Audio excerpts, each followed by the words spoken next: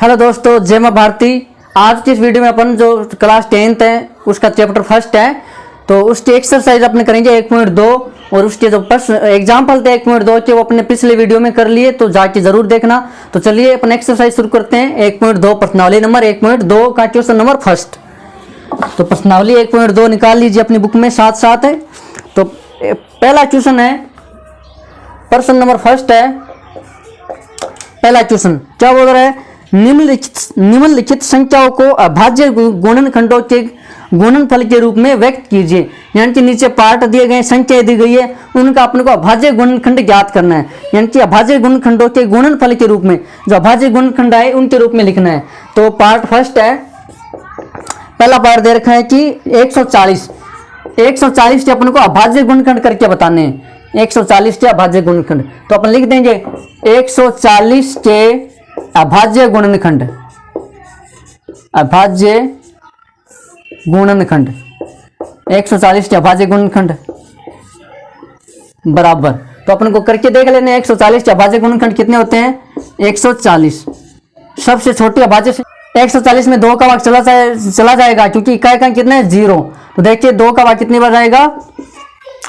14 में 7 बार और 0 में 0 बार। अब 2 का फिर से चला जाएगा, इकाई का कितने है 0, तो 7 में जाएगा 3, कितना बचा 1, क्योंकि 3 दूनी कितना होता है 6। अब यहाँ पे कितना शेषफल बचा 1, तो यहाँ पे जाएगा 10 में कितनी बार जाएगा? 5 बार। अब 2 का नहीं जाएगा, 3 का भी नहीं जाएगा, तो 4 अब आगे, क्योंकि अभाज्य संख्याओं अभाज्य गुणनखंड करने हैं, यानी कि अभाज्य संख्या वाले गुणनखंड। तो 2 फिर 3 और उसके बाद में 5 का जाएगा 5 का कितनी बार जाएगा? 7 बार। अब 7 में 2 का भी नहीं जाता, 3 का भी नहीं जाता, 5 का भी नहीं जाता, तो 7 में अब सीधा जाएगा 7 का कितनी बार आया? 1 बार। और जब तक 1 नहीं आए तब तक अपन को गुणनफल करने। तो ये हो गए अभाज्य गुणनफल। तो 140 के अभाज्य गुणनखंड कितने हो जाएंगे? 2 की घात 2 कितनी बार आया? 2 बार। 1 2 तो 2 की घात 2, फिर 5 यानी कि 5 की घात 1 और फिर 7, यानी कि ये है 140 के अभाज्य गुणनखंड। पार्ट नंबर 2 दे रखा है इसी में। दूसरा पार्ट है 156। तो 156 के अभाज्य गुणनखंड, 156 के अभाज्य गुणनखंड, 156 के अभाज्य गुणनखंड। देखिए 156 के अभाज्य गुणनखंड करते हैं।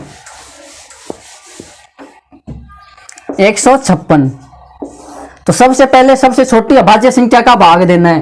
तो सबसे छोटी अभाज्य संख्या 2 का जाता है, जैसे में जाता है, क्योंकि इकाई का अंक कितने हैं? 6। इकाई का अंक जिनमें 0 2 4 6 8 ये सब हो, तो उनमें 2 का भाग पूरा चला जाएगा। तो 15 में कितनी बार जाएगा? 7 बार जाएगा। 14 कितना बचा? 1 शेषफल बच गया, क्योंकि 15 में 2 का भाग अपन देंगे, तो कितनी बार? 7 बार जाएगा। 14 1 बच जाएगा शेषफल, वो 1 यहाँ पे आ जाएगा, यहाँ हो जाएगा 16। तो 16 में 2 का भाग 8 बार, यानी कितना है? 78 में वापस 2 का चला जाएगा, इकाई का कितने 8 है, तो कितनी बार जाएगा? यहाँ पे 3 18 में चला जाएगा 9 बार। अब देखिए इकाई का 0 2 4 6 8 नहीं है, तो अब 2 का नहीं जाता, इसमें 3 का भाग चला जाएगा। 3 का कितनी बार जाएगा? 3 में 1 बार और 9 में 3 बार, 13। अब 13 में 2 3 4 5 2 3 5 7 9 11 13 में सीधा 13 का ही भाग जाएगा, कितनी बार जाएगा? 1 बार। ये हो गए अभाज्य गुणनखंड। अभाज्य गुणनखंड का मतलब क्या है? ये जो गुणनखंड होंगे वो हमेशा अभाज्य संख्याओं में होंगे। 2 3 13 5 7 फिर 9 तो भाज्य संख्या है, 10 भी भाज्य संख्या, फिर 11 के बाद में 13 अभाज्य संख्याओं में गुणनखंड होते हैं। तो इसके कितने? 2 और 2 कितनी बार है? 2 बार, तो 2 की घात 2, फिर 3 कितनी बार है? 1 बार, तो 3 की घात 1, और 13 कितनी बार है? 13 1 बार, मतलब 13 की घात 1, मतलब तो 2 की घात 2, 3 की घात 1 और 13, ये है 156 के अभाज्य गुणनखंड। अभाज्य गुणनखंड का मतलब क्या है? इन संख्या को वापस गुणा करने पर अपने पास ये आ जाएगा 156। तो अब तीसरा जो अगला पार्ट है वो कितना है? 3825। तीसरा पार्ट है 3825। तो अपन लिखेंगे 3825 के अभाज्य गुणनखंड, 3825 के अभाज्य गुणनखंड 125 के अभाज्य 3825 के अभाज्य गुणनखंड। तो देखिए 3825 के अभाज्य गुणनखंड करते हैं अपन, करते हैं 3825 के अभाज्य गुणनखंड। 2 का इसमें नहीं भाग जाएगा क्योंकि दो इकाई का अंक 0 2 4 6 8 नहीं है, तो इसमें 2 का भाग नहीं जाएगा। 3 का भाग, 3 की भाजकता का नियम क्या है कि इन सब को अगर जोड़ने पर अगर उस योग में देखिए 3 + 8 + 2 + 5 कितना आया, 3 और 8, 8 और 2 10, 10 और 3 13, 13 और 5 18। अब देखिए यदि इस जो संख्या दी गई 3825 है, इन सबको अगर जोड़ने पर योग पर जो जोड़ आ रहा है उसमें यदि 3 का भाग जाएगा तो इस पूरी संख्या में भी 3 का भाग चला जाएगा। तो 18 में 3 का भाग जाता है पूरा पूरा, तो इसमें भी पूरा पूरा जाएगा 3 का भाग। तो देखिए देते हैं, तो 3825 3 में कितनी बार रहेगा, 1 बार। 8 में कितनी बार रहेगा, 2 बार। कितना बचा, 2 22, 22 में 7 बार, और यहाँ पे बचा 1 यहाँ पे आ जाएगा 15। अब 15 में कितनी बार जाएगा, 5 बार। अब देखिए यहाँ पे 1275। अब 1275 में वापस देखिए इनका योग कितना आ रहा है, 2 का तो इसमें नहीं जाएगा, 3 का ही देखना है। तो 1 + 2 + 7 + 5 जितना है, 1 और 2 3, 3 और 7 10, 10 और 5 15। यदि 15 में 3 का भाग जाता है तो इस पूरी संख्या में जाएगा। तो 15 में 3 का भाग पूरा पूरा जाएगा, तो इसमें भी जाएगा। तो 3 का भाग कितनी बार जाएगा, 12 में 4 बार, फिर 7 में 2 बार, कितना बचा 1, यहाँ पे हो गए 15, 15 में फिर से 5 बार, 425। अब देखिए इसमें वापस 3 का भाग जा रहा है क्या, तो 4 + 2 + 5, 4 और 2 8, 8 और 5 4 और 2 6, 6 और 5 कितने होते हैं, 11। 4 और 2 6, 6 और 5 11। अब 11 में 3 का भाग पूरा पूरा नहीं जाएगा। अब 11 में यदि इनके जोड़ में यदि 3 का भाग पूरा पूरा नहीं जा रहा है तो इस पूरी संख्या में भी 3 का भाग नहीं जाएगा। अब 5 का देना है, 5 की विभाजकता का नियम क्या है कि इकाई का अंक 0 और 5 होना चाहिए। तो इसका इकाई का अंक कितने, 5, मतलब इसमें 5 का भाग पूरा पूरा चला जाएगा। कितनी बार जाएगा, देखिए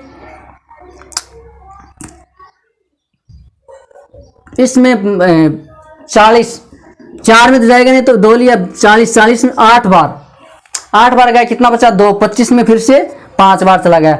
अब 3 का तो वापस देखना ही नहीं है, यदि ऊपर चेंज 3 का दिया फिर 5 का वापस सोचना ही नहीं कि इसमें 3 का 2 का जाएगा, नहीं जाएगा। 5 के बाद में 7 का ऐसे आगे ही जाएगा, वापस 3 2 का नहीं जाएगा।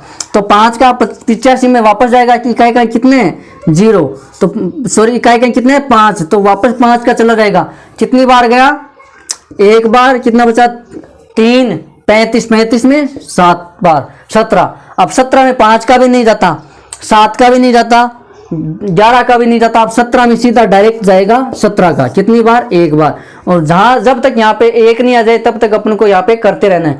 तो इसके जो अपने गुण अभाज्य गुणनखंड है 3825 के अभाज्य गुणनखंड कितने आए, 3 × 3 कितनी बार है, 3 2 बार, फिर 5 भी कितनी बार है, 2 बार, 5 2 बार, और उसके बाद कितना है 17 एक बार है। तो ये हो जाएंगे 3825 के अभाज्य गुणनखंड। अगर आप पार्ट करते हैं, पार्ट नंबर 4, 5005, पार्ट नंबर 4 5005 के अभाज्य गुणनखंड, अभाज्य गुणनखंड।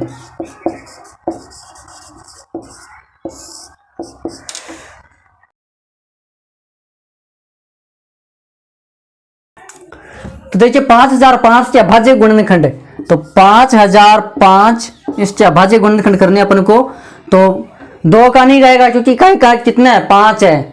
तो 3 का देखिए जोड़ के देखिए 5 + 0 + 0 + 5, 5 और 5 10, 0 मतलब 10, 10 में 3 का बाहर नहीं जाता, मतलब इसमें भी नहीं जाएगा। अब सीधा जाएगा 5 का, क्योंकि इकाई का अंक कितना है 5 है, तो 5 का भाग इसमें पूरा पूरा जाएगा।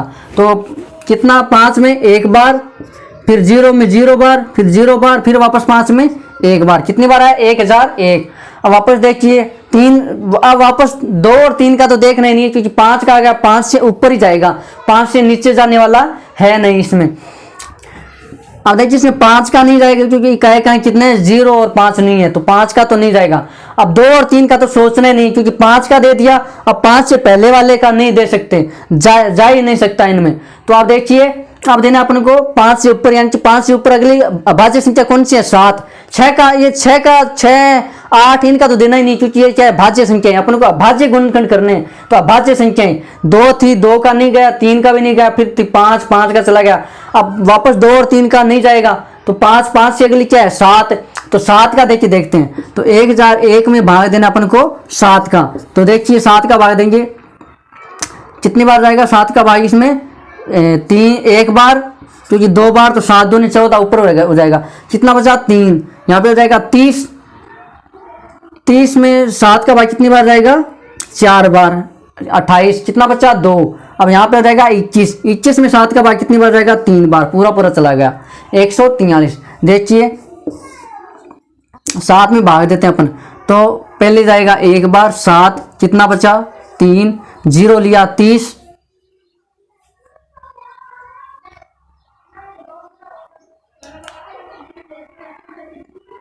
अब देखिए 30 में 7 का भाग कितनी बार जाएगा? 4 बार, क्यों 5 बार तो 35 हो जाएगा। 30 में कितनी बार जाएगा? 4 बार। 28। कितना बचा? 2, 1 लिया 21। 21 में कितनी बार जाएगा? 3 बार, पूरा चला जाएगा 0, यानी कि 143। 143 है, 143। अब 143 में वापस या तो 7 का जाएगा या 7 से आगे वाले का ही जाएगा। तो 143 में 7 का रहता है, या 7 दूनी 14, 3 में फिर आगे नहीं जाएगा, तो 7 का नहीं जाएगा। फिर अगली अभाज्य संख्या 11। 11 का देखो 1 बार, फिर कितना बचा? 3। देखिए 11 का चला जाएगा, 11 का भाग जाएगा 143 में, कितनी बार जाएगा? देखिए 11 का दिया अपन ने, 1 बार गया 11, कितना बचा? 3, फिर ये 3, 33। 33 में फिर से 3 बार भाग चला जाएगा, तो 11 का भाग जाएगा 13 बार। फिर अब 13 में, अब डायरेक्ट, अब 11 में, 11 का तो जा नहीं रहा, तो 13 का जाएगा सीधा 13 में, कितनी बार? 1 बार। तो इसके अभाज्य गुणनखंड कितने हो जाएंगे? 5 1 बार ही है, 7 भी 1 बार है, 11 भी 1 बार है, और 13 भी 1 ही बार है। तो 5005 के अभाज्य गुणनखंड हो जाएंगे 5 गुणा 7 गुणा 11 गुणा 13, ये हो जाएंगे 5005 के अभाज्य गुणनखंड। चलिए पार्ट नंबर 5 करते हैं। अगला पार्ट क्या है? 7429, 7429, इसके अभाज्य गुणनखंड करने के अभाज्य गुणनखंड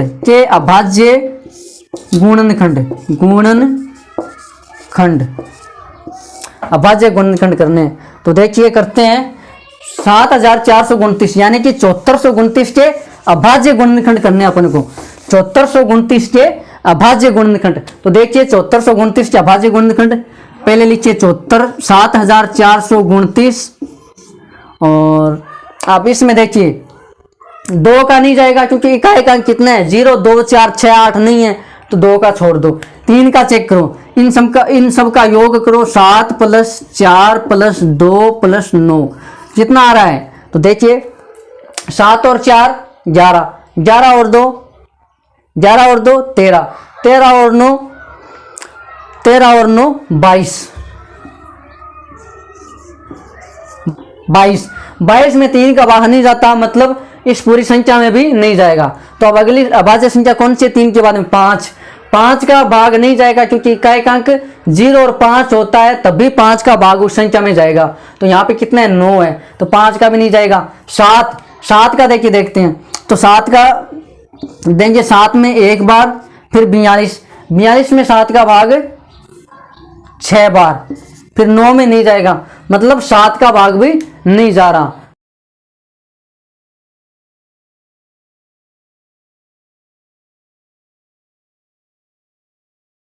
अब इसमें भाग 7 का भी नहीं जा रहा, फिर 9 का, तो 8 और 9 ये तो भाज्य संख्या हो जाएगी। अपन को अभाज्य संख्याओं का भाग दे कि देखना है, तो 7 का नहीं जा रहा, फिर 11 का भी नहीं जा रहा, 13 का भी नहीं जा रहा, इसमें भाग जाएगा अब सीधा 17 का भाग जाएगा इसमें। तो 17 का कितनी बार जाएगा आपको करके देखना है। 17 का भाग जाएगा इसमें, तो 17 का भाग कितनी बार जाएगा इसमें?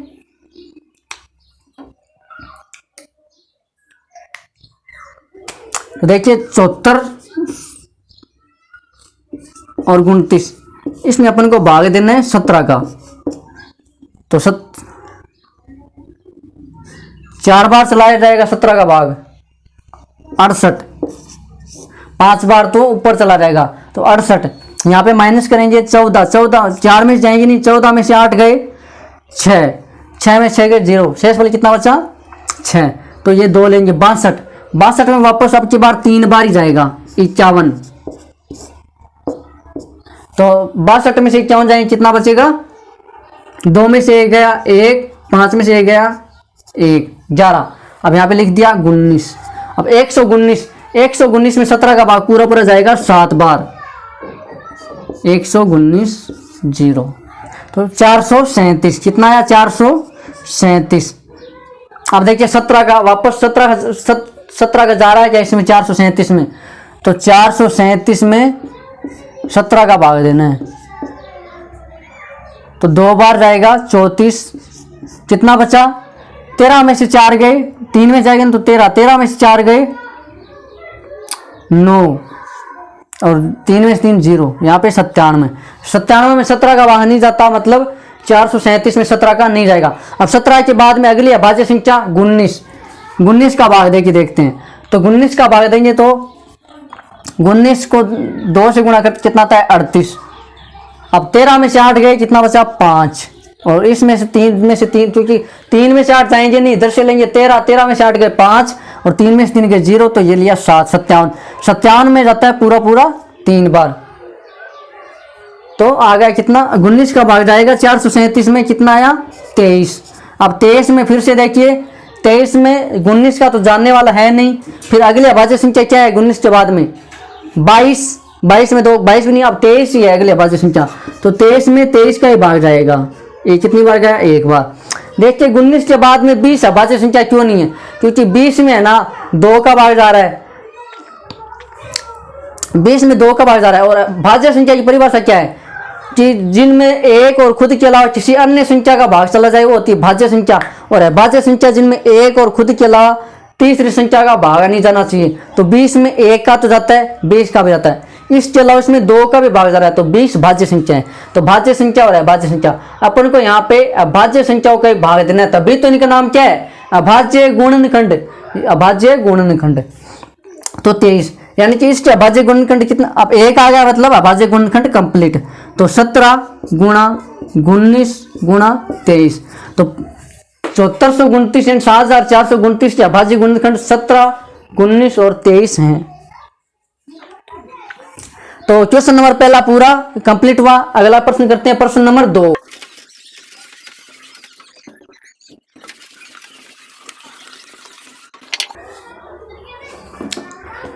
प्रश्न नंबर 2 है, पूर्णांकों के निम्नलिखित युग्मों के पूर्णांक दिए गए युग्म यानी 2 जोड़े दिए गए हैं, HCF और LCM ज्ञात कीजिए। पूर्णांकों के निम्नलिखित युग्मों के HCF और LCM ज्ञात करने हैं तथा इसकी जांच कीजिए कि 2 संख्याओं का गुणनफल, यानी कि नीचे 2 संख्या दी गई है A इंटू B, वो 2 संख्या दी गई, इनका अपन को जांच करना है कि 2 संख्याओं का गुणनफल बराबर होता है LCM इंटू HCF। ये अपन को साथ में जांच भी करना है। पहले तो 2 संख्या जो दी गई है उनका HCF और LCM निकालना है, और उसके बाद अपने को ये जांच भी, अपने जो फॉर्मूला बनाया है उसके साथ अपने को जांच भी करना है। अपना ये फॉर्मूला क्या था कि किन्हीं भी 2 धनात्मक जो पूर्णांक होते हैं उनका गुणनफल उसके HCF और LCM के गुणनफल के बराबर होता है। तो ये अपन को इनमें जांच भी करना है। तो इसमें पहला पार्ट अपन को दे रखा है, पहला पार्ट इसमें दे रखा है 26 और 91। अब 26 और 91 का अपन को HCF और LCM ज्ञात करना है, और फिर देखना भी है कि ये सही है या इसके हिसाब से कि ये सही है या गलत है, जांच भी करना है। 26 और 96 सॉरी 26 और 91 इसका HCF। तो पहले क्या करिए 26 के अभाज्य गुणनखंड, फिर 91 के अभाज्य गुणनखंड। तो देखिए 26 के अभाज्य गुणनखंड, 26 के अभाज्य गुणनखंड,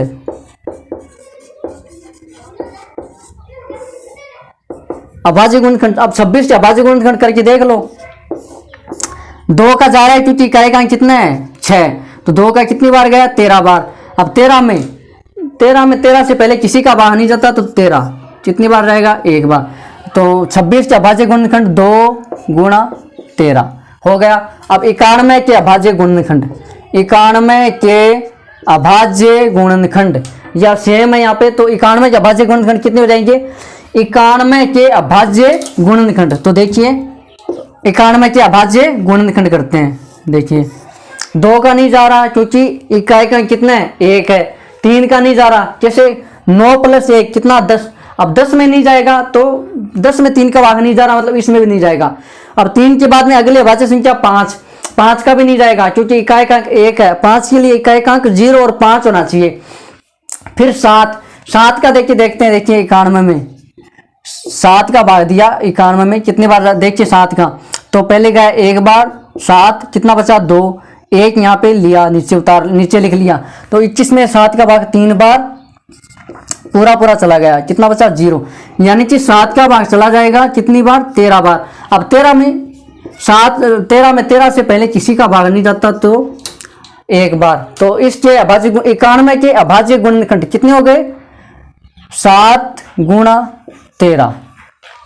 तो ये हो गए अपने अभाज्य गुणनखंड कर लिए 26 और 91 के। अब अपन को 26 और 91 का HCF निकालना है, मतलब 26 और 91 का HCF। अब HCF इन दोनों में कॉमन क्या आ रहा है? उभयनिष्ठ कॉमन आ रहा है 13, मतलब इसका HCF हो जाएगा 13। 26 और 91 का HCF 13। अब 26 और 91 का LCM, 26 और 91 का LCM कितना हो जाएगा? तो देखिए 13, ये तो आ गया, 13 तो आ गया इसमें। बाकी क्या बचा हुआ है? 2 और 7। तो 2 और 7, तो देखिए इसको कर लीजिए। 13 को 2 से करेंगे 26 और 26 को 7 से गुणा करना है। तो 26 को 7 से गुणा करेंगे तो 7 से 42, 42 का 2 कितना बचा? 4, 7 14, 14 और 4 18, 182। ये अपना आ गया 26 और 91 के HCF और LCM। 182 ये अपना। तो 7 से 42, 7 को 6 से करेंगे 42, 42 का 2 कितना बचा? 4, 7 दूनी 14, 14 और 4 कितना हो जाएगा? 18, 182। अब देखिए 26 और 91 का HCF 13 और 26 और 91 का LCM 182। अब प्रश्न ने बोला है कि साथ में जांच भी कीजिए कि दो संख्या यानी कि 26 और 91 का गुणनफल यानी कि 26 गुणा 91 ये बराबर होगा किसके? इन संख्याओं के HCF, इन संख्याओं के HCF गुणा LCM के बराबर होगा। तो देखिए 26 को 91 से गुणा करते हैं तो गुणा कीजिए। 26 को 6 को 1 से किया 6, 9 को 6 से किया 54, फिर 2 को 1 से किया 2, 9 से किया 18, तो 6, 4 और 2 8, 8 और 5 13 का 3 कितना बचा? 1, 1 और 1 2, 2386, 2386 आया है। अब HCF कितना है? 13। दोनों संख्याओं का गुणनफल कितना है? 2386 यानी कि 2386। अब HCF कितना है? 13 इंटू LCM कितना है? 182। अब देखिए 182 को अपन गुणा करते हैं किससे? 13 से। तो 3 को 2 से करेंगे 6, फिर 3 को 8 से करेंगे 24, 24 का 4 कितना बचा? 2, 3 को 1 से करेंगे 3, 3 और 2 5। अब 1 से करेंगे तो 2, 8 को 1 से करेंगे 8 और 1 को 1 से करेंगे 1, तो 6, 4 और 2 8, 8 और 5 13 का 3 कितना बचा? 1, 1 और 1 2, 2386। मतलब 2386 दोनों संख्याओं का गुणनफल और उनका HCF इंटू LCM दोनों कितने होते हैं? बराबर होते हैं। ये अपन ने जांच कर लिया, यानी कि ये जो इसके अंदर अपने प्रूफ कर लिया कि जब और सत्य हो गया कि A इंटू बी यानी कि दो संख्याओं का गुणनफल होता है वो उन दोनों संख्याओं का गुणनफल उनके HCF और LCM के गुणनफल के बराबर होता है। ये अपने पार्ट पहला कर लिया। पार्ट नंबर 2,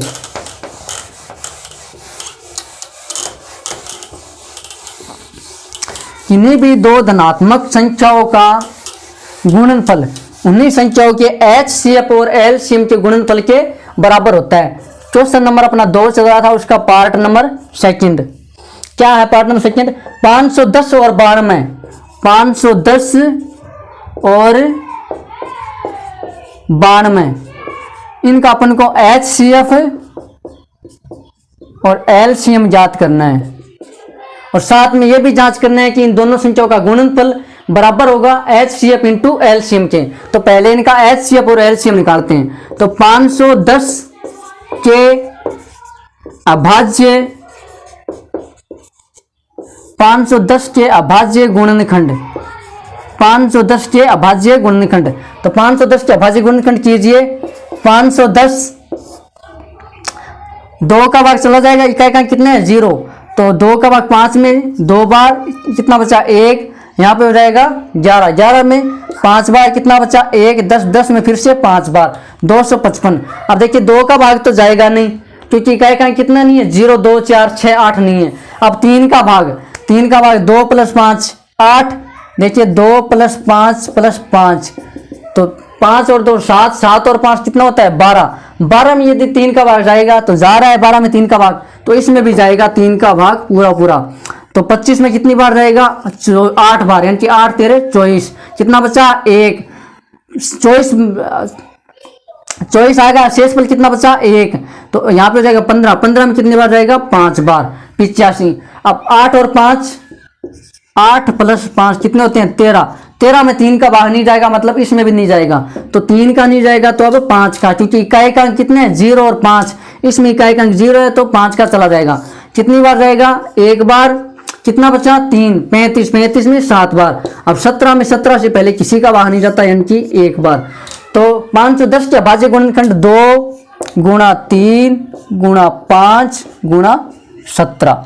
अब 92 के अभाज्य गुणनखंड 92 के अभाज्य गुणनखंड बराबर 92 के अभाज्य गुणनखंड देखिए 92 के अभाज्य गुणनखंड, तो देखिए 2 का भाग चला जाएगा क्योंकि इकाई का कितना है 2, तो 2 का भाग पूरा पूरा जाएगा। 9 में कितनी बार जाएगा 4 बार, कितना बचा पूरा पूरा नहीं जाएगा, शेष कितना बचा 1, 12, 12 में कितनी बार जाएगा 6 बार। अब 2 का फिर से चला जाएगा 4 में 2 बार, 6 में 3 बार। अब 2 का नहीं जाएगा, 3 का भी नहीं जाएगा क्योंकि 3 और 2 5। अब इसमें भाग जाएगा सीधा डायरेक्ट 23 का, कितनी बार 1 बार, क्योंकि 23 से पहले 23 में किसी का भाग नहीं जाने वाला। तो अब कितना आया 2 × 2 और गुणा 23, 510 और 92 का HCF।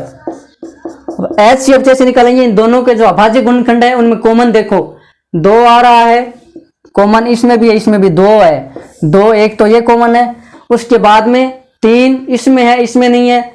अब 2 एक तो इसमें है लेकिन इसमें नहीं है। अब 5 इसमें है, इसमें नहीं है, मतलब 2 है वो ही कॉमन आ रहा है, मतलब 2, यानी 510 और 92 का HCF कितना हो जाएगा 2। अब 510 और 92 का LCM, तो LCM बराबर एक तो हो जाएगा 2। अब देखिए LCM यहाँ पे 2 की अधिकतम घात कितनी है 2, इसको अपन ऐसे भी ले सकते हैं 2 की घात 2, यानी कि 2 कितनी बार है 2 बार और इंटू 23। अब LCM के लिए अपन क्या करते हैं कि 2 कॉमन आ रहा है, इनकी अधिकतम घात कितनी है 2 की घात 2, तो यहाँ पे LCM में एक तो आ जाएगा 2 की घात 2, फिर उसके बाद में 3, फिर 5, फिर 17 और उसके बाद में 23। तो ये इन सबको हल करने पर आएगा इनका LCM। तो देखिए 2 की घात 2 का मतलब 4, 4 को 3 से करेंगे, फिर 5, फिर 17 और बाद में 23, तब आएगा अपना LCM। तो करते हैं, देखिए 4 को 3 से करेंगे 12, 12 को 5 से करेंगे 60। अब 60 को करना है 17 से गुणा, तो 60 को 17 से करेंगे तो 7 को 0 से 0, 7 को 6 से करेंगे 42, फिर 1 से करना है तो 0, 6, तो कितना आया 0, 2, 4 और 6 10, 1020। अब 1020 को 23 से गुणा करना है, 1020 को गुणा किया 23 से, तो 3 को 0 से किया 0, 3 को 2 से किया 6, 3 को 0 से किया 0, 3 को 1 से किया 1।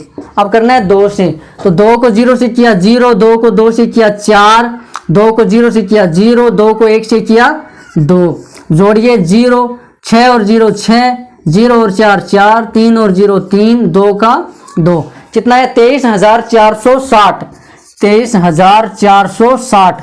यानी कि 510 और 92 का एलसीएम कितना है 23,460। अब अपन को ये चेक भी करना है कि इन दोनों संख्याओं का गुणनफल यानी कि 510 गुणा 92 ये बराबर होना चाहिए किसके, इस संख्या का जो अपने एचसीएफ निकाला है और एलसीएम निकाला है उनके गुणा के बराबर होना चाहिए। तो पहले 510 और 92 का गुणा करते हैं। 510 गुणा करेंगे किससे 92 से, तो 2 को 0 से करेंगे 0, 2 को 1 से करेंगे 2, 2 को 5 से करेंगे 10। अब देखिए 9 से करेंगे तो 9 को 0 से करेंगे 0, 9 को 1 से करेंगे 9, 9 को 5 से करेंगे 45। अब जोड़ दीजिए 0, फिर 2 को 0 से करेंगे तो 2 में 0 जोड़ेंगे 0, 0 में 9 जोड़ेंगे 9, 5 में 1 जोड़ेंगे 6 और ये 4, कितना आया 46,920। इन दोनों संख्याओं का गुणनफल कितना है 46,920। अब एचसीएफ, इन दोनों संख्याओं का एचसीएफ कितना है 2, एलसीएम कितना आया 23,460। इन दोनों को गुणा कीजिए, देखिए 23,460 को गुणा करेंगे 23 से, इससे एलसीएम से, एचसीएफ कितना है 2, एलसीएम कितना 23,460, तो 23,460 को गुणा करेंगे एचसीएफ से यानी कि 2 से, तो 0, 2 को 6 से करेंगे 12, 12 का 2 कितना बचा 1, 4 को 2 से करेंगे 8, 8 और 1 9, 2 को 3 से करेंगे तो 6 और 2 को 2 से करेंगे तो 4, 46,920। और इन दोनों संख्याओं का गुणनफल कितना है 46,920, यानी कि इन दोनों संख्याओं का गुणनफल 46,920 बराबर है इन्हीं दोनों संख्याओं के एचसीएफ और एलसीएम के गुणनफल के। तो 46,920 ये अपन ने कर लिया। अब अपना क्वेश्चन नंबर 2 है, उसका पार्ट नंबर 3।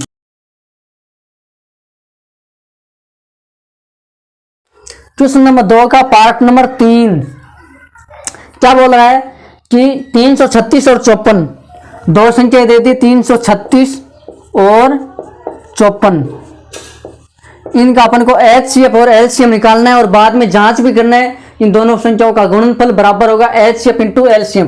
तो पहले करते हैं 336 के अभाज्य गुणनखंड, 336 के अभाज्य गुणनखंड।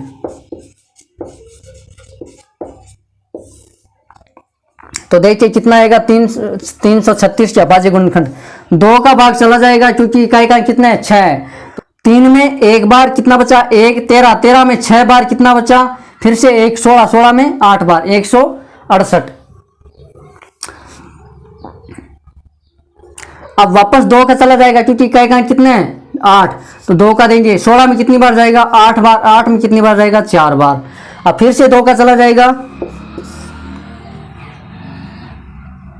8 में 4 बार, 4 में 2 बार, फिर से 2 का चला जाएगा 4 में 2 बार और 2 में 1 बार। अब देखिए 2 का नहीं जाएगा, इकाई का कितना हो गया 0, 2, 4, 6, 8 नहीं है 1 है, तो 2 + 1 कितना होता है 3, 3 में 3 का भाग जाता है, मतलब इसमें भी जाएगा कितनी बार 7 बार। अब 7 में 7 का भाग जाएगा 1 बार, मतलब 336 के अभाज्य गुणनखंड कितने हैं 2, 1, 2 कितनी बार है 1, 2, 3, 4, 2 तो है 4 बार, मतलब 2 की घात 4 गुणा कितना बचा हुआ 3 गुणा 7, ये है 336 के अभाज्य गुणनखंड।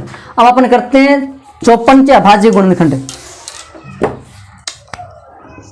54 के अभाज्य गुणनखंड कितने होंगे 54 के अभाज्य गुणनखंड, पहले 2 का भाग जाएगा, सबसे अभाज्य छोटी संख्या 2 जा रहा है इसमें क्योंकि इकाई का कितने हैं 4 हैं, तो 2 बार कितना बचा 1, 14, 14 में 7 बार 27। अब 27 में 3 का भाग जाएगा कितनी बार 9 बार, 9 में फिर से 3 का जाएगा कितनी बार 3 बार, 3 में फिर से 3 का 1 बार। तो 54 के अभाज्य गुणनखंड कितने हैं 2 × 3 कितनी बार है 1, 2, 3 बार, तो 3 की घात 3 और इसमें 3 की घात 1। तो चलिए अब लिखते हैं 336 और 54 के 54 का HCF बराबर, HCF कैसे निकालेंगे, इन दोनों के अभाज्य गुणनखंड में से कॉमन क्या आ रहा है 2 कॉमन आ रहा है, तो HCF में क्या करते हैं कम से कम घात है, तो 2 कॉमन आ रहा है, इसकी कम से कम घात कितनी है 1 है, तो 2 की घात 1 गुणा क्या कॉमन आ रहा है 3, 3 की कम से कम घात कितनी है 1, 3 की घात 1, तो 2 की घात 1 मतलब 2, 3 की घात 1 मतलब 3, तो 2 गुणा 3 कितना हुआ 6, मतलब 336 और 54 का एचसीएफ कितना है 6 है।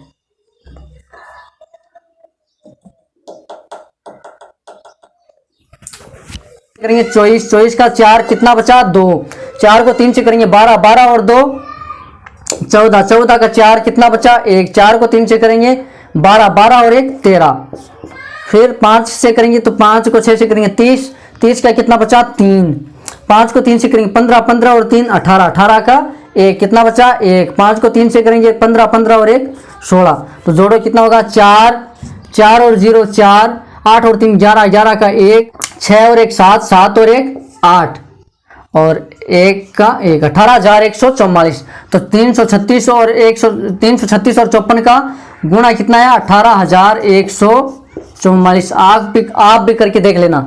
अब एचसीएफ कितना है 6, एलसीएम कितना है 3024, तो 3024 को गुणा करेंगे 6 से, तो 6 को 4 से करेंगे 24, 24 का 4 कितना बचा 2, 6 को 2 से करेंगे 12, 12 और 2 14 का 4 कितना बचा 1, 6 को 0, 0 और 1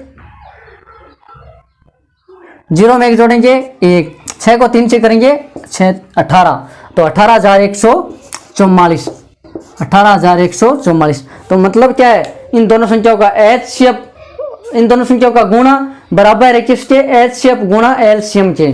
तो ये अपना क्वेश्चन नंबर 2 कंप्लीट हुआ। अगला क्वेश्चन करते हैं क्वेश्चन नंबर 3।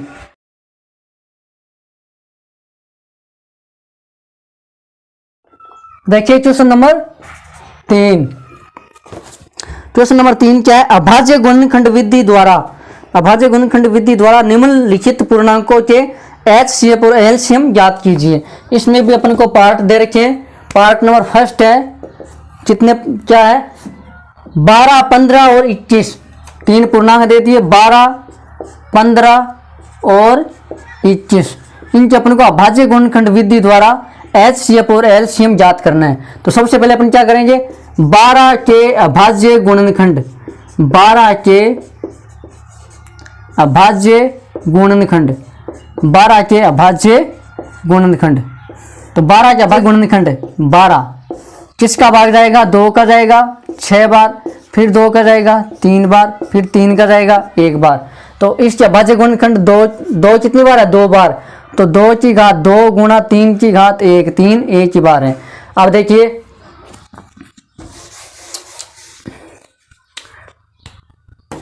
15 के अभाज्य गुणनखंड बराबर 15, 15 में देखिए 3 का जाएगा 5 बार, फिर 5 का जाएगा 1 बार, तो 3 की घात 1 इंटू 5 की घात 1।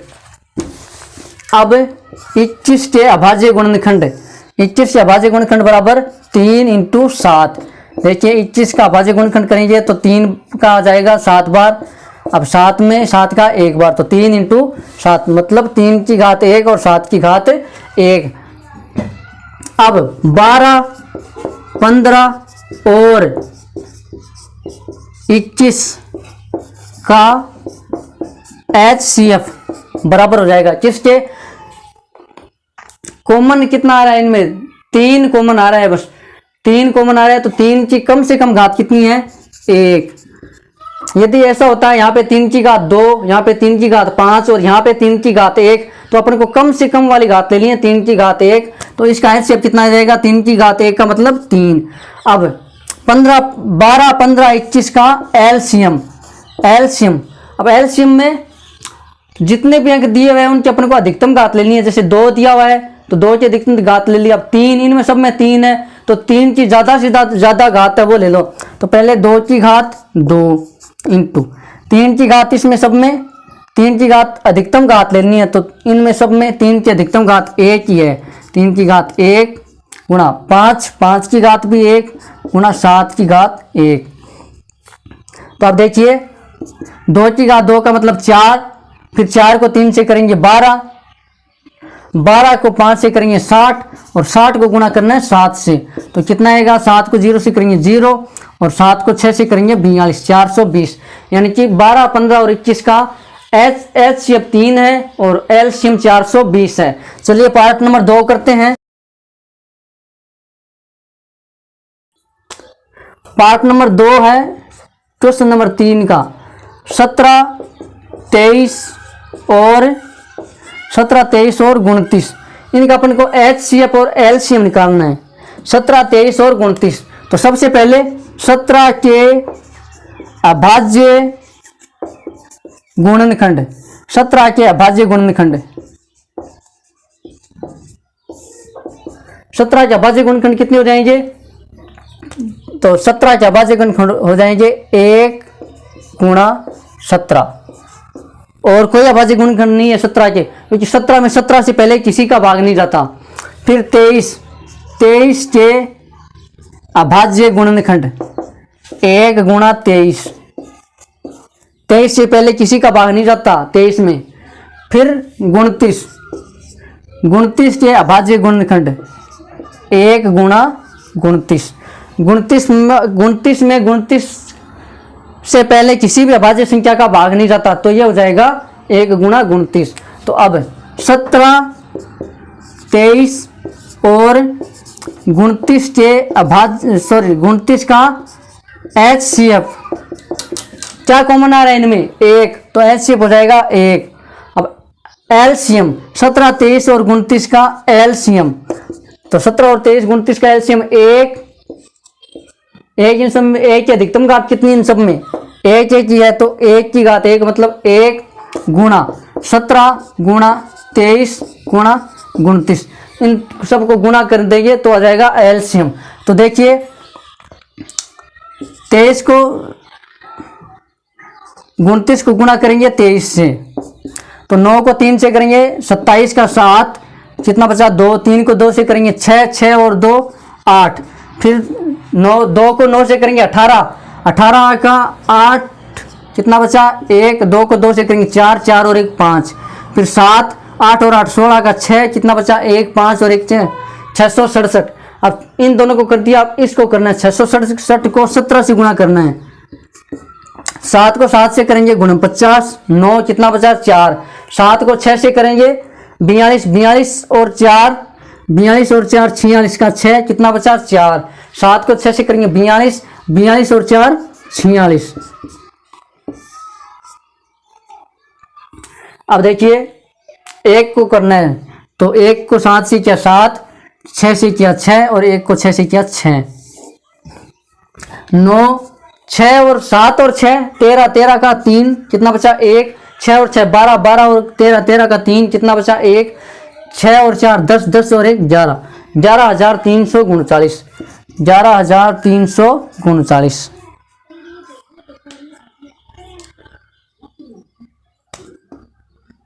ये इसका हो जाएगा LCM। तो ये हो गया पार्ट नंबर 2। करते हैं पार्ट नंबर 3।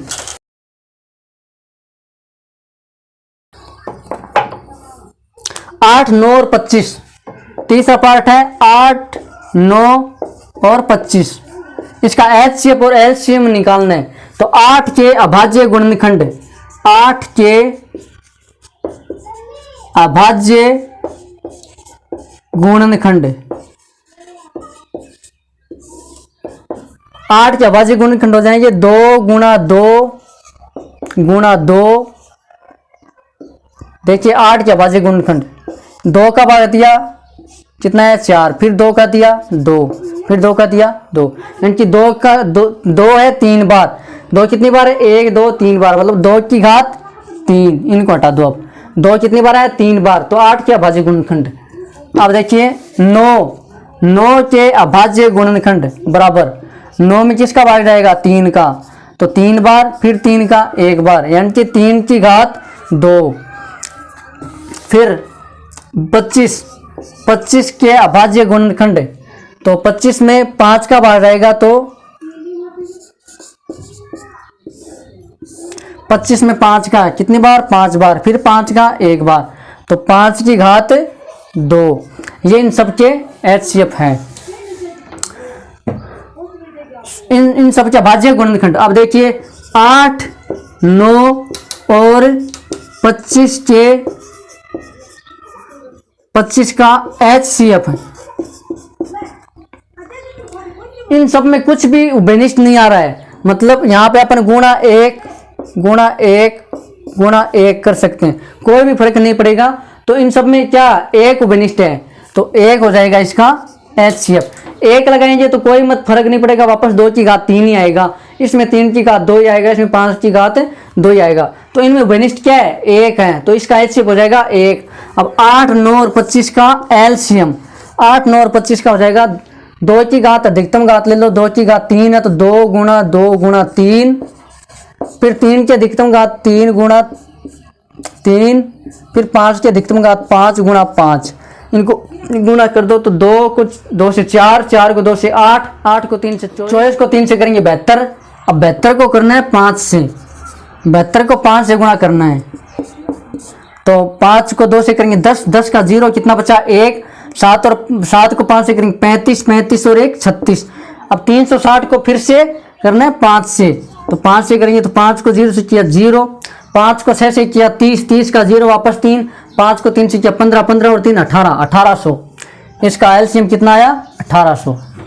अतः 8, 9 और 25 का HCF कितना है 1 और LCM कितना है। नंबर 3 पूरा हुआ। अगला क्वेश्चन करते हैं, क्वेश्चन नंबर 4।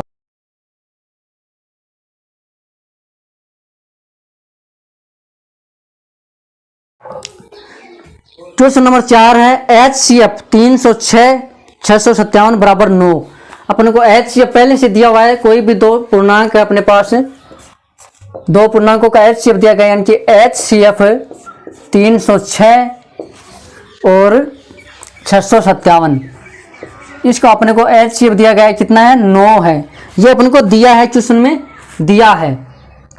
अब देखिए आगे LCM 306 657 ज्ञात कीजिए। देखिए HCF अपने को दे दिया दो संख्याओं का, अब अपने को पूछ रहा है कि LCM 306 657 ये अपन को ज्ञात करना है। इसका मतलब क्या होता है HCF 306 657, मतलब 306 और 657 का HCF 9 है, ये अपन को दे दिया। अब कह रहा है कि LCM ज्ञात कीजिए इन दोनों का। तो देखिए अभी थोड़ी देर पहले अपने ये निकाला था कि किन्हीं भी दो धनात्मक पूर्णांक, ये दो धनात्मक पूर्णांक है, यानी कि कोई भी दो धनात्मक पूर्णांक A इंटू बी, उनका जब अपन HCF और LCM निकालते हैं तो इन दोनों धनात्मक पूर्णांकों का गुणनफल और उसी के HCF और LCM का गुणनफल दोनों बराबर होते हैं। तो देखिए अपन करेंगे 306 गुणा दो धनात्मक पूर्णांक क्या है A और B, 306 और 657, तो 657। अब देखिए 306 और 657 और बराबर HCF अपने को दे रखा है कितना 9। अब अपन को LCM निकालना है, तो निकाल लेंगे, बहुत ही आसान है, बस इसके अंदर वैल्यू रखनी है। A और B कुछ भी मान सकते हो, A 657 B 306, A 306 B 57, यानी कि दो धनात्मक पूर्णांक होने चाहिए, उनका गुणनफल जो है वो HCF और LCM के गुणनफल के बराबर होता है। तो HCF अपन को दे रखा है 9, मान लो अपन को HCF ना देके LCM देता तो LCM की वैल्यू रखते और इसको इधर भेजते तो HCF आता था, लेकिन अभी HCF दे रखा है और LCM ज्ञात करना है। तो अब देखिए अपन LCM कैसे निकालेंगे कि ये जो 9 गुणा में इसको इधर भाग में भेज देंगे, तो जो गुणा में वो भाग में आ जाएगा, तो LCM बराबर हो जाएगा 306 गुणा 657 बट्टे में आ जाएगा 9। अब देखिए यदि अपन को ये दोनों ही नहीं दिए होते, न तो HCF दिया होता, LCM तो दिया ही नहीं है, यदि HCF नहीं दिया होता अपन क्या करते 306 के अभाज्य गुणनखंड 657 के अभाज्य गुणनखंड।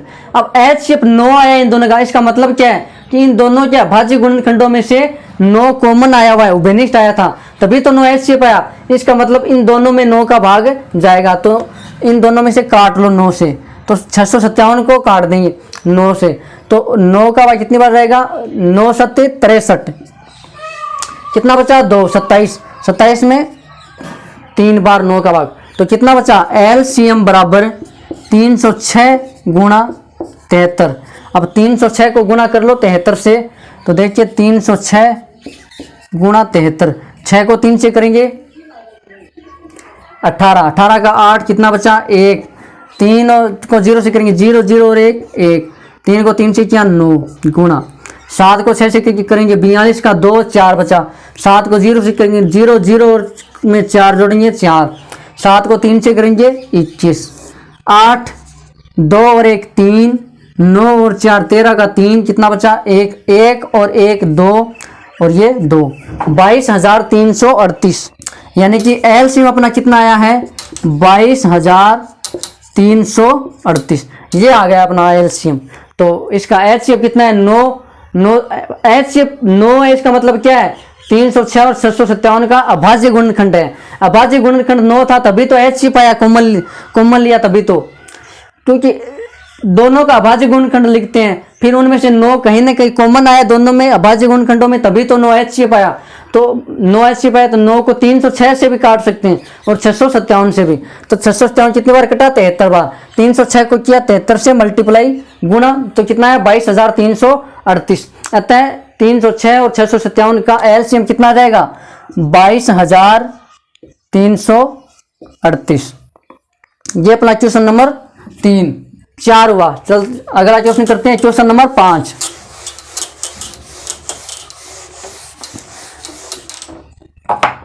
अगला क्वेश्चन अपने बुक का जो उदाहरण 5 एग्जाम्पल 5 किया था उसके जैसा ही है।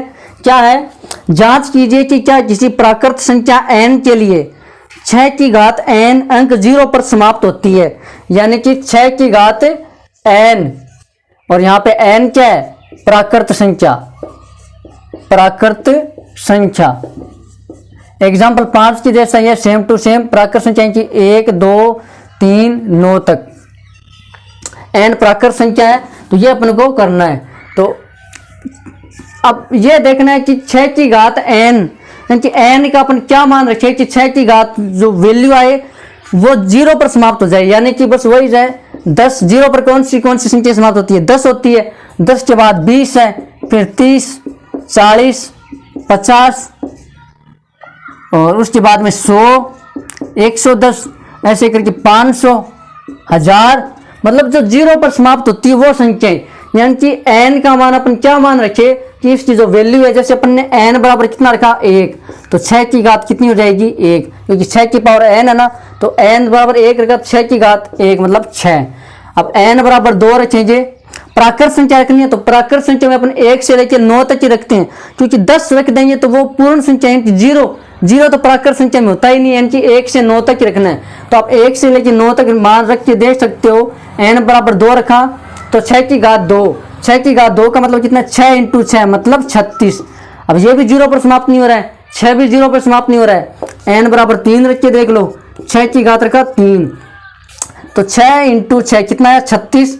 अब 36 को फिर से गुणा कर दो 6 से, तो 36 को 6 से गुणा करेंगे तो 6 को 6 से करेंगे, 36 का 6 कितना बचा 3, 6 को 3 से करेंगे 18, 18 और 3 21 216, तो ये कितना है 216। ये भी 0 पर समाप्त नहीं हो रहा है, यानी कि अपना n की जो भी वैल्यू रखेंगे 3 4 5 6 7 8 9 तो 0 पर समाप्त नहीं हो रही है। मतलब 6 की घात n के लिए जहां पे n कोई प्राकृत संख्या है वो 0 पर समाप्त नहीं होगी। ये अपना हो गया क्वेश्चन नंबर 5। ये अपना था क्वेश्चन नंबर 5 था, ये अपन ने कर लिया। अगला क्वेश्चन करते हैं क्वेश्चन नंबर 6।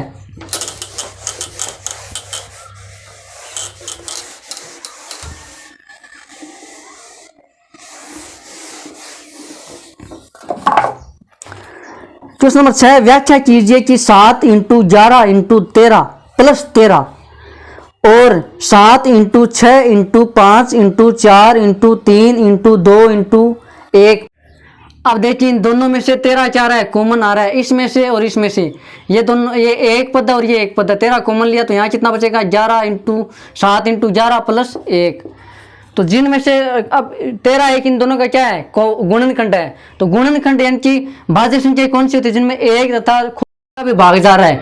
गुणनखंड का मतलब क्या होता है कि उसमें 13 का भाग जा रहा है, तो 13 का भाग जाएगा मतलब ये क्या है, ये एक भाज्य संख्या है, ये हो जाएगी भाज्य संख्या। अब अपन को करनी है इसमें,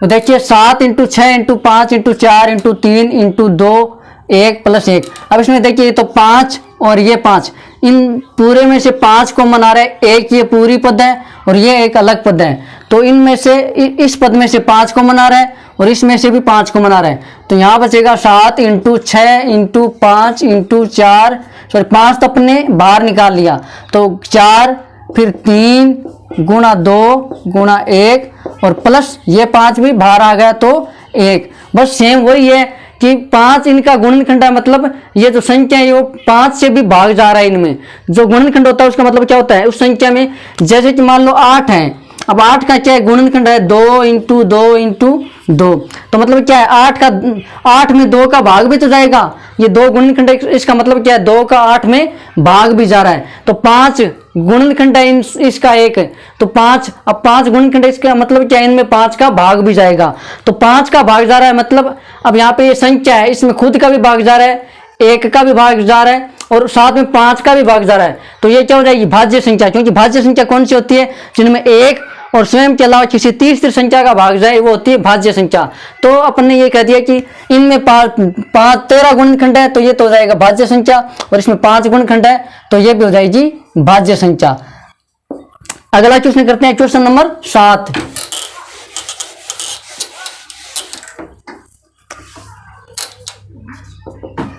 क्वेश्चन नंबर 7 है, किसी खेल के मैदान के चारों ओर एक वर्ताकार पथ है, किसी खेल के मैदान के चारों ओर एक वर्ताकार पथ है, इस मैदान का एक चक्कर लगाने में सोनिया को 18 मिनट लगते हैं, सोनिया को लगते हैं 18 मिनट।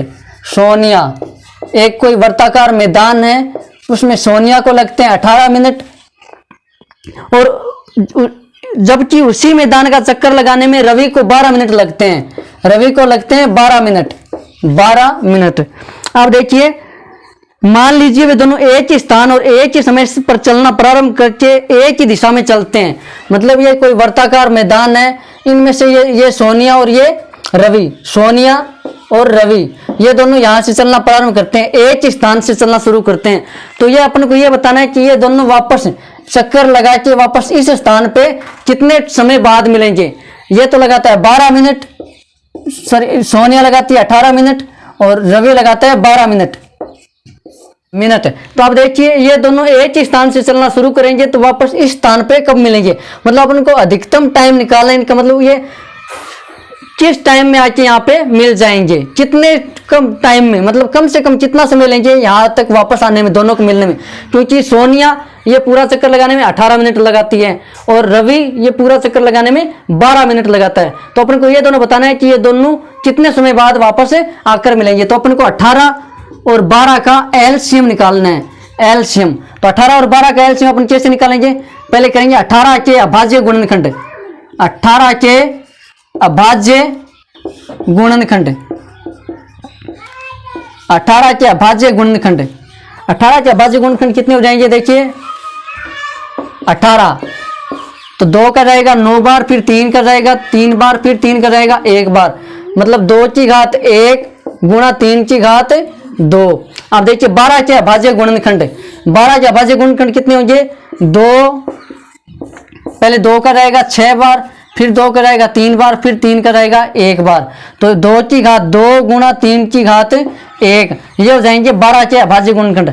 अब एलसीएम, एलसीएम मतलब 2 की अधिकतम घात कितनी है, तो 18 और 12 का एलसीएम बराबर 2 की अधिकतम घात कितनी है 2, 3 की अधिकतम घात कितनी, 3 की अधिकतम घात कितनी है 2, तो 2 की अधिकतम घात लेनी है एलसीएम में, तो 2 और 3 की अधिकतम घात 2, तो 2 की घात 2 का मतलब 2 गुणा 2 और 3 की घात 2 का मतलब 3 गुणा 3, तो इन सबको गुणा कर दो, 2 को 2 से करेंगे 4, 4 को 3 से करेंगे 12, 12 को 3 से करेंगे तो 36, यानी कि ये 18 और 12 क्या है मिनट, मतलब 36 मिनट। इसका मतलब क्या है कि रवि और सोनिया उस वर्ताकार पथ का एक चक्कर पूरा लगाने पर पुनः 36 मिनट बाद उसी स्थान पर मिलेंगे जहां पे वो चलना प्रारंभ किया था। तो इस प्रकार अपनी जो प्रश्नावली नंबर 1.2 है वो पूरी होती है। तो आज के लिए इतना ही, तब तक के लिए जय हिंद, जय मां भारती, धन्यवाद।